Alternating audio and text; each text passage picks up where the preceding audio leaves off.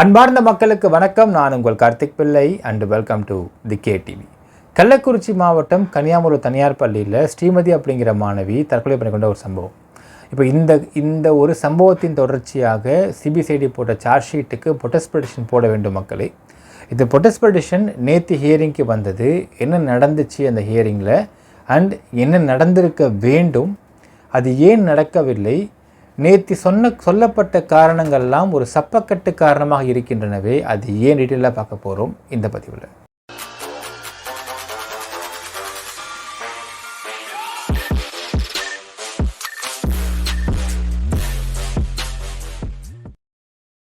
கள்ளக்குறிச்சி மாவட்டம் கனியாமூர் தனியார் பள்ளியில் ஸ்ரீமதி அப்படிங்கிற அந்த மாணவி 12th படிக்கிற 2022ஆம் வருஷம் அந்த குழந்தையுடைய மாற்றாந்தாயான சித்தி செல்வி டார்ச்சர் தாங்க முடியாமல் தற்கொலை பண்ணி இறந்து போச்சு மக்களே. இப்போ இந்த இறப்பை தொடர்ந்து சிபிசிஐடி பண்ண விசாரணையில் சார்ஜ் ஷீட் போடுறாங்க. அதுக்கு ப்ரொடெஸ்ட் பெட்டிஷன் போட வேண்டும். அந்த ப்ரொடெஸ்ட் பெட்டிஷனுடைய போடாமல் அதற்கு இவங்க நிறையா விஷயம் கேட்குறாங்க. ஜெனரல் ஜிடி கேட்குறாங்க, சிடிஆர் கேட்குறாங்க, அதுக்கு பிறகு ஃபுட்டேஜஸ் கேட்குறாங்க, சிசிடிவி ஃபுட்டேஜ் கேட்குறாங்க. இது எல்லாத்தையும் விழுப்புரம் நீதிமன்றத்திலேயே முதல் கேட்டார்கள். கேட்டு அதில் எல்லா ஆர்கியூமெண்ட்டும் முடிந்து அந்த அப்ளிகேஷன்ஸ் எல்லாமே ஒரு தீர்ப்பு கொடுக்க வேண்டிய சமயத்தில் அது கள்ளக்குறிச்சி கோர்ட்டுக்கு மாறி வருகிறது மக்களே.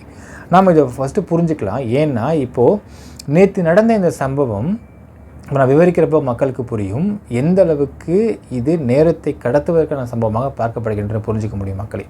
சரி, ஃபஸ்ட் பிஃபோர் தட், நேற்று கோர்ட்டில் ஹியரிங் முடிஞ்சுட்டு வெளியே வந்துட்டு செல்வியுடைய அட்வொகேட் பேட்டி கொடுக்குறார்.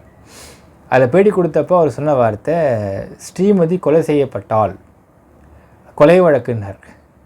அதாவது ஒரு விஷயம் புரிஞ்சுக்கணும் திரு பாப்பா மோகன் அவர்களே, தயவுசெய்து கொஞ்சம் கற்றுக் கொடுங்க.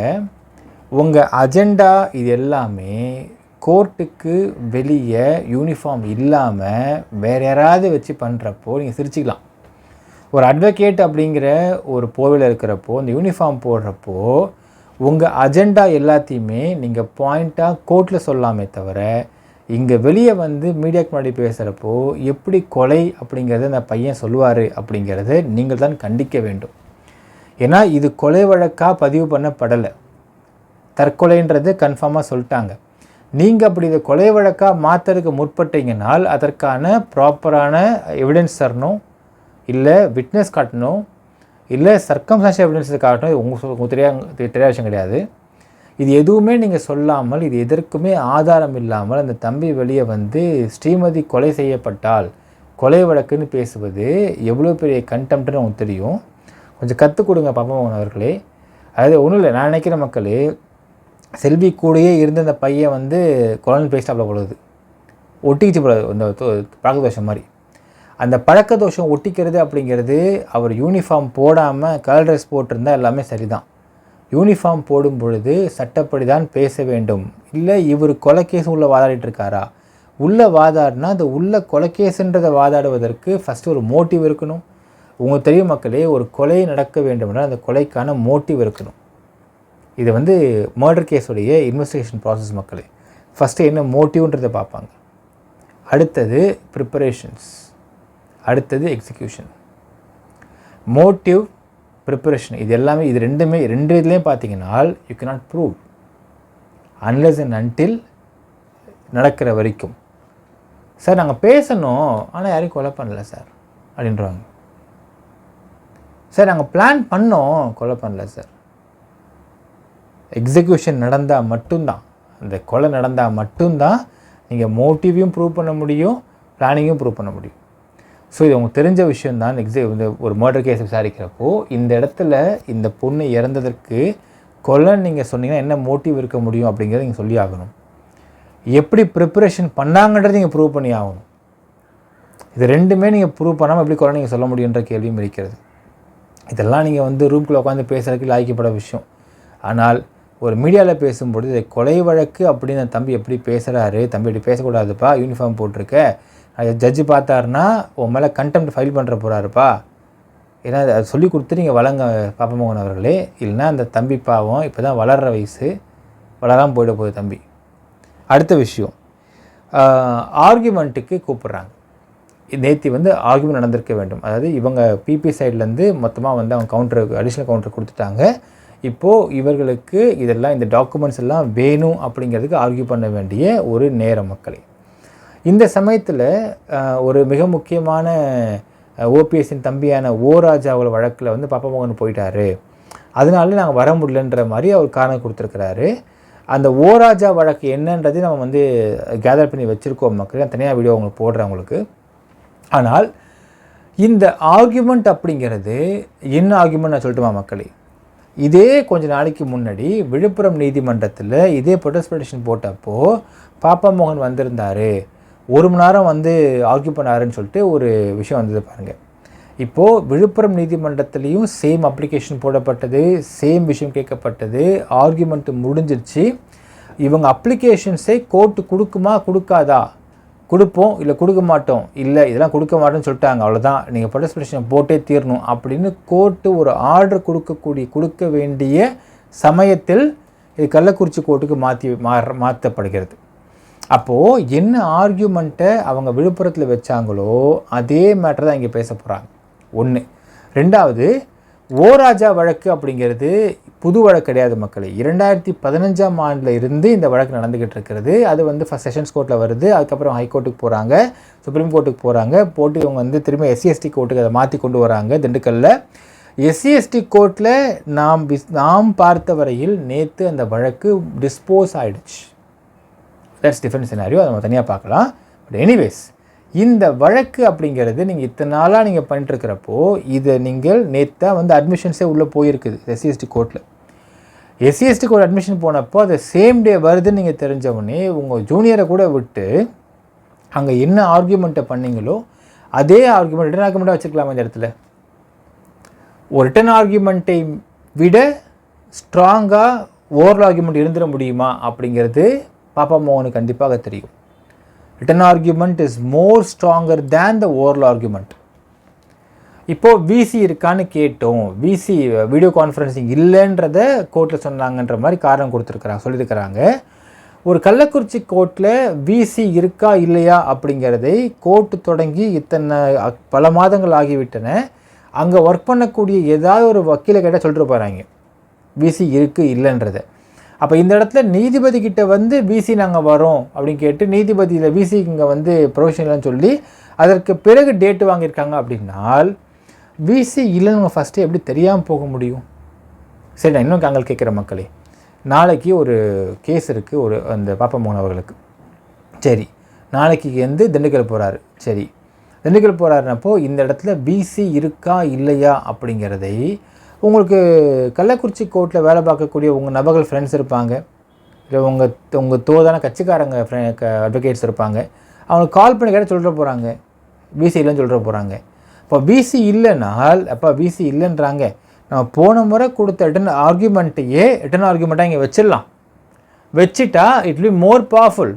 ரிட்டன் ஆர்கியூமெண்ட் தான் more powerful than the oral argument. அப்போ தான் இந்த கேஸ் சீக்கிரம் முடியும் அப்படிங்கிற எண்ணம் இருந்திருந்தால் ரிட்டன் ஆர்கியூமெண்ட் வச்சுருக்கலாமா இல்லையா மக்களே? அப்போ அவங்க டேட்டு கேட்பதற்காகவே வந்திருக்கிறார்களா அப்படிங்கிற சந்தேகம் எழுகிறது இந்த இடத்துல மக்களே. எப்பயும் அவங்க சொல்லுவாங்க மக்களே, ஒரு சிவில் கேஸ்லாம் எடுத்துக்கிட்டோம்னா ஒரு பிளைன்டிஃப்ன்பாங்க. இங்கே வந்து பெட்டிஷன் அங்கே பிளைன்டிஃப்னு சொல்லுவாங்க. சிவில் கேஸில், கிரிமினல் கேஸில் பெட்டிஷன் சொல்லுவாங்க. பிளைன்டிஃபுக்கு வந்து ஒரு இஷ்யூ இருக்குது லேண்டில் அப்படின்னால் அது கிட்டத்தட்ட வந்து நல்ல சிவில் அட்வொகேட் பார்த்திங்கன்னா ஒரு 15 முறை 20 முறை 25 முறை உட்காந்து சிட்டிங் பேசிகிட்டே இருப்பாங்க. ஏன்னால் அந்த கிளைண்ட்டு, அந்த சிவில் கிளைண்ட்டு வந்து படித்த கிளைண்ட்டாக இருந்தால் பரவாயில்ல, படிக்காத பாமர மக்களாக இருந்தார்னால் அவருக்கு எந்த டாக்குமெண்ட் முக்கியம், எந்த பத்திரம் முக்கியம், எது வந்து நம்மளுடைய நிலத்தை காப்பாற்ற ஒன்றுமே தெரியாது. அவர் திருப்பி ஒரு ப்ரோப் பண்ணிட்டே இருப்பார் வக்கீல். 20 முறை வருவார், 21 முறை வருவார். வந்ததுக்கப்புறம் பார்த்திங்கன்னா ஒரு முக்கியமான தாய்ப்பத்திரம் வச்சுருப்பார். அது வந்து போட்டிருப்பாங்க 1920 போட்டிருப்பாங்க, 30 போட்டிருப்பாங்க.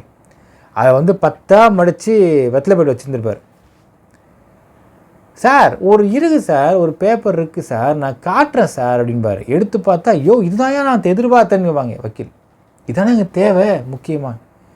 அப்படி தேவைன்ற விஷயத்தை எடுத்துகிட்டு ஒரு சிவில் கேஸில் பிளைன்டிஃப் அடிப்பாங்க. பிளைன்டிஃப்க்கு வந்து அடிப்பாங்க, ஒரு டிராஃப்ட் பண்ணுவாங்க. டிராஃப்ட் 2 பக்கம் தான் இருக்கும் சிவில் கேஸில். அந்த 2 பக்கத்தை படித்தவொடனே ஜட்ஜுக்கு அந்த கேஸ் தெளிவாக புரிஞ்சிடும். அடுத்து என்ன ஜட்ஜ்மெண்ட் கொடுக்க முடியும் இந்த கேஸில் அப்படிங்கிற முதற்கொண்டு இந்த பிளைண்டிஃபோடைய டிராஃப்ட் தெளிவாக நம்ம சொல்கிறோம். ஸோ அந்த அளவுக்கு டிராஃப்டிங் இஸ் மோஸ்ட் இம்பார்ட்டன்ட் சொல்லி கொடுப்பாங்க மக்களே லா ஸ்டூடெண்ட்ஸ்க்கு. நிறையா இடங்களில் சொல்லுவாங்க சீனியர்ஸ்லாம், யோ பேப்பர் இப்போ நான் எடுத்து எழுதுன்பாங்க. டூ அ டிராஃப்டிங் பண்ணு, எழுதிட்டே எழுது, அடித்து திரும்ப எடுத்துட்டு ஒரு டிராஃப்டிங் எந்த அளவுக்கு நீ பர்ஃபெக்டாக பண்ண முடியுதோ அந்த டிராஃப்டிங் தான் கோர்ட்டில் நிற்கும்பாங்க. இன்ஃபேக்ட் மக்களே உங்களுக்கு ஆர்கியூமெண்ட் எல்லாம் ஒரு நிறைய வக்கீல்களுக்கு பார்த்தீங்கன்னா ஆர்கியூமெண்ட் அப்படிங்கிறதே ஓரல் ஆர்கியூமெண்ட்றதே அவங்களுக்கு வராது. அந்த ஒரு கோர்ட்டில் ஒரு டிஸ்டர்பிங்கான அட்மாஸ்பியரில் அவங்க வந்து ஆர்கியூமெண்ட் பண்ண வராது. நிறைய பேருக்கு அது டிஸ்டர்பிங்காகவே இருக்கும். ஆனால் அவங்க வைக்கக்கூடிய பேப்பர்ஸில் பார்த்து ரிட்டன் ஆர்கியூமெண்ட் வைப்பாங்க. அந்த ரிட்டன் ஆர்கியூமெண்ட்டை படித்து பார்த்தவொடனே ஜட்ஜு வந்து இதுதான்டா கேஸுன்னு அந்த கேஸு அந்த ஒரு வக்கீலை மீறி வெளியே போகாது. அவருக்கு ஃபேவராக ஜட்ஜ்மெண்ட் வரும்.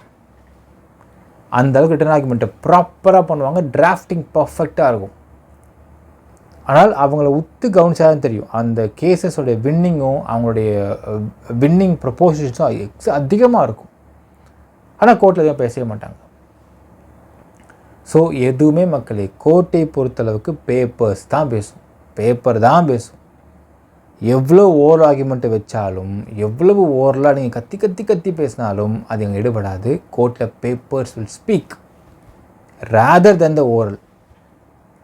ஸோ ரிட்டன் ஆர்கியூமெண்ட் வச்சிருக்கலாமே, அவங்க வச்சுருந்தா அது நேரம் பேசியிருக்குமே, நேரம் அந்த கேஸ் முடிஞ்சிருக்குமே. ஏன்னா அப்ளிகேஷன் முடிஞ்சிச்சுன்னா அடுத்தது நீதிபதி சொல்லுவார், இதை கொடுக்க முடியாதுன்றவார். கொடுக்க முடியாதுங்க, நீங்கள் ப்ரொடெஸ்ட் போடுங்கன்னு சொல்கிறாரா இல்லை கொடுங்கன்னு சொல்கிறாரான்றது அடுத்தது வந்து முடிஞ்சிருமே. அடுத்தது ப்ரொடெஸ்ட் போட்டே ஆகணும். அடுத்த ஹியரிங்கில் ப்ரொடெஸ்ட் போட்டால் இந்த கேஸோட ஃபினிஷ் ஆகிடுமே மக்களே. அப்போது இங்கே வந்து டிலே பண்ணுவதற்கான காரணத்தை நீங்கள் பார்க்க வேண்டும். இது வந்து வெளியே இருந்து பார்ப்பதற்கு என்ன இப்படி பண்ணுறாங்க அப்படிங்கிறது தெரியும். உள்ளுக்குள்ளே வந்து நம்ம சட்டம் தெரிந்தவங்க லூப்போல்ஸை பார்க்குறப்போ இது லூப்போல்ஸுக்காக ஒரு வாய்தா வாங்குவதற்காக பண்ணப்பட்டதா அப்படிங்கிறத ஈஸியாக புரிஞ்சிக்க முடியும் மக்களே. ஏன்னால் ஒரு ஓரல் ஆர்கியூமெண்ட்டு வச்சா மட்டும்தான் அந்த ஆர்கியூமெண்ட் வெயிட்டாக இருக்குன்றது கிடையாது. ரிட்டன் ஆர்கியூமெண்ட் வைக்கும் பொழுது அது இன்னும் வெயிட்டேஜ் கொடுக்கும், இன்னும் ஸ்ட்ராங்காக இருக்கும். ரிட்டன் ஆர்கியூமெண்ட் வைக்கல, அது வைக்காமல் ஓரல் ஆர்கியூமெண்ட்டு தான் பண்ணுவேன்னு ஏன் அடம் பிடிக்கணும்? ஏன்னால் சூழ்நிலை சரியாக வரலன்னா அதுக்கு பண்ணியிருக்கலாமே. அடுத்த ஒரு கேள்வி இருக்கிறது. The case is adjourn to 10/9 September 10க்கு மாற்றிருக்காங்க. சப்போஸ் இந்த இடத்துல இவங்க தரப்பு அட்வொகேட் தம்பி போனாப்புல, கொலஞ்சன தம்பி போனாப்புல இல்லையா, அவர் போயிட்டு அவர் டேட்டு வேண்டாம் அடுத்த வாரம் கொடுத்துருங்க வருவான்னு சொல்லிக்கலாம் இல்லையா? ஏன் லாங் டேட்டு நீதிபதியே போட்டாலும் அவங்க வந்து கேட்டிருக்கலாம், லாங் டேட் வேணாங்க கேட்டிருக்கலாம். ஏன் இதை விட்டாங்க, லாங் டேட் போட விட்டாங்க? தேவா ஷார்ட் டேட், ஏன் இதை விட்டாங்க? அப்போது ஷார்ட் டேட் வரக்கூடாது, லாங் டேட் வரணும், இந்த கேஸ் முடியக்கூடாது அப்படிங்கிறதுக்கு யாருக்கு இங்கே இன்டென்ஷன் இருக்குது அப்படிங்கிறத நம்ம ரொம்ப தெளிவாக தெரியுது மக்களே. பாப்பா மோகன் அவர்கள் இந்த இடத்துல ரிட்டன் ஆர்கியூமெண்ட் வச்சுருந்தாருனால் நேற்று அடுத்த டேட் தள்ளி வச்சுருப்பாங்க. அதில் அவர்கள் ப்ரொடெஸ்ட் பெட்டிஷன் போட சொல்லியிருப்பாங்க. அப்போ அடுத்த டேட்டு ஷார்ட் டேட் கிடச்சிருக்க வாய்ப்பு இருக்கிறது. அன்றைக்கி ப்ரொடெஸ்ட் பெட்டிஷன் போட்டிருக்க வேண்டும் சொன்ன மாதிரியே. அது போட்டாங்கன்னா அந்த ப்ரொடெஸ்ட் பெட்டிஷனை வந்து கோர்ட் அக்செப்ட் பண்ணுதா பண்ணலையான்றது அன்றைக்கி தெரிஞ்சிடும். அதற்கு பிறகு இந்த சார்ஜ் ஷீட் நம்பர் பண்ணப்பட்டிருக்கும். நம்பர் பண்ணப்பட்டால் யார் மேலே என்ன சார்ஜஸ் இருக்குன்றது தெளிவாக வந்து ஊர்ஜிதமாகப்பட்டிருக்கும் மக்களே. 2 ஹியரிங்கில் முடிய வேண்டிய ஒரு வழக்கு அடுத்து 1 மாதம் வரைக்கும் இழுக்கப்படுகிறது அப்படிங்கிறது தெளிவாக புரியுது மக்களே. ஸோ இதில் வந்து இவ்வளவு ஆப்ஷன்கள் இருந்தும் அதை யூஸ் பண்ணாமல் விட்டதற்கான காரணம் என்னன்றதை நான் உங்கள் அனுமானத்துக்கே விட்டுறேன். என்ன நினைக்கிறீங்கன்றதை கமெண்ட்டில் மென்ஷன் பண்ணுங்கள். நன்றி, வணக்கம்.